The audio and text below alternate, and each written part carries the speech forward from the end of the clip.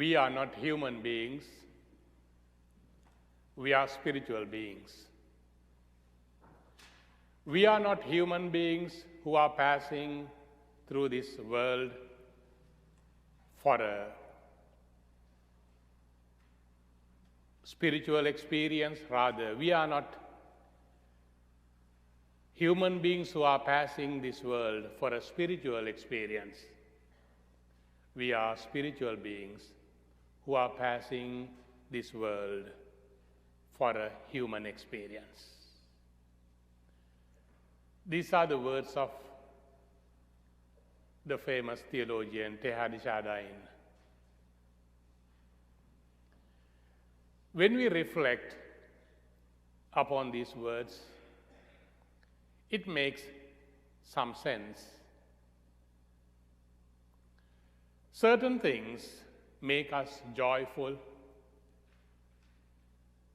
Some gatherings, parties, dance, songs. We enjoy them. And have you ever really sensed something deep and something profound when you listen to particular kinds of music? When you read some classical novels? When you watch a very good movie? Other than the excitement we get from doing day-to-day activities, there is some unexplainable, a profound sense of feeling and sentiment we experience, whether we are believers or even atheists who have some sense of aesthetic knowledge and sense will definitely feel those things. We look for something always. As kids, from infancy, from the senility, from the small age till the old age, we are looking for something. What we looked for and what we searched for as infants, children, adolescents, teenagers in our 20s, 30s, 40s and 50s, 60s and 70s and 80s, in different stages, we look for certain different things. Just think of the day when you met your partner in marriage. You must have been teenagers. How beautiful that moment must have been. The attraction, the physical attraction, the innocent smile, the handsome look was attractive that time. Then as the years advanced, you started looking for something more in your relationship. It got deepened and deepened at every stage. Then at our 70s, 80s, our love, our relationship has become more profound. At least it is expected to be so. We look for something. That is why St. Augustine said, "My soul is not at rest till it rests in you."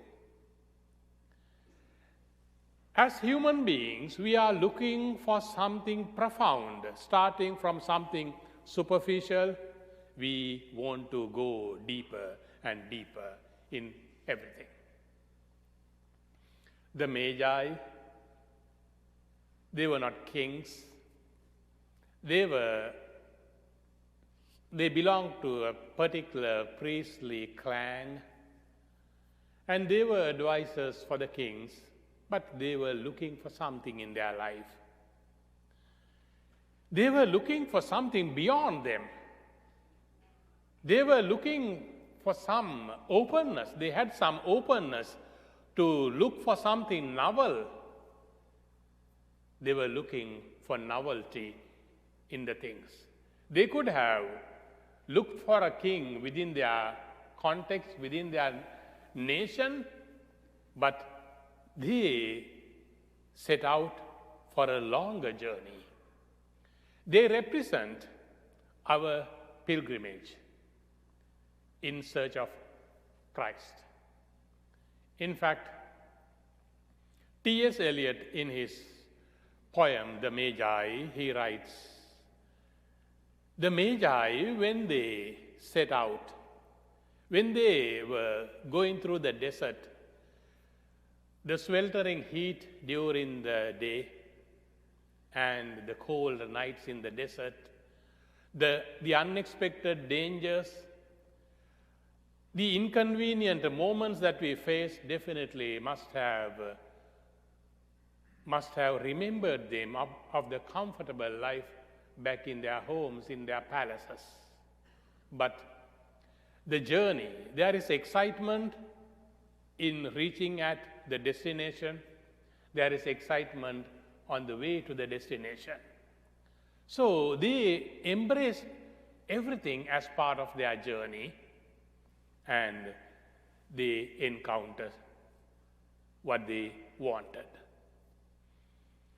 A survey made here in the USA on the students in schools, why they like Harry Potter's novels and movies.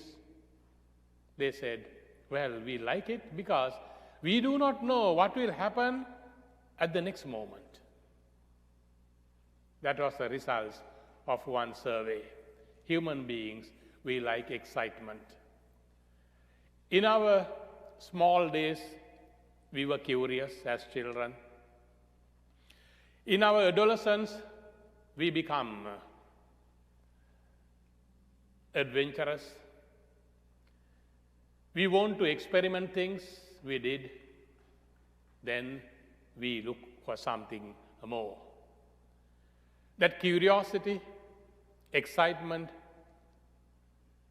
make us go forward. Whether it is the Harry Potter's novels and the movies, or the journey of the Magi and our own journey involves difficulties. Sometimes we do not know what would happen at the next moment, but we make the journey. There are guidance like the stars or certain people who would help us to make this journey, or who would even discourage, or who would encourage, but with an ulterior motive like Herod. We find different people in the walk of life, but the fact that the Magi made the journey, a long journey, also gives us a theological strong message. That is, as we reflected on the first reading and the responsorial psalm, God draws all nations towards Him. According to the Jewish people, they divided the whole world into two categories, the Jewish and the pagan world. The Magi represent the pagan world, the Gentile nations, and they represent us. If Jesus had been born and not manifested, in fact, Epiphany means, Epiphania means manifestation. So this is the feast of ours that God manifests Himself. And He manifests, we have to make our own journey. When we make our own journey, what happens? We would encounter, and I want to concentrate or to take this message home for the rest of the week and perhaps for the year. Having been warned in a dream not to return to Herod, they departed for their country by another way. This is the message. When we make our journey,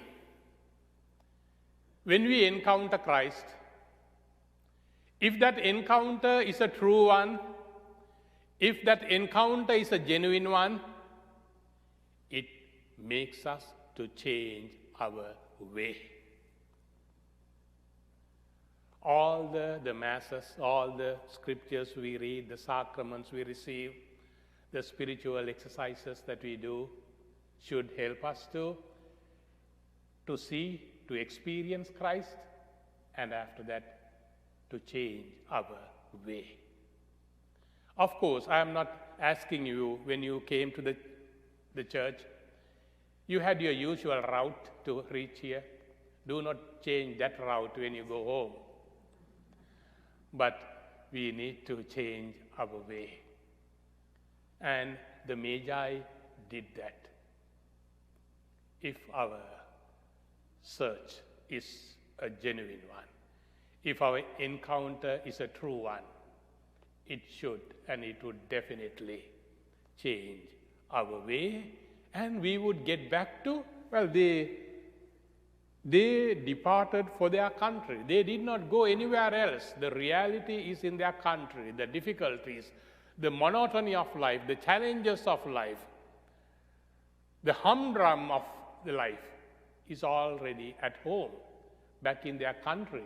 They returned to face that, but in another way. May the Magi inspire all of us, because the wise men still seek him.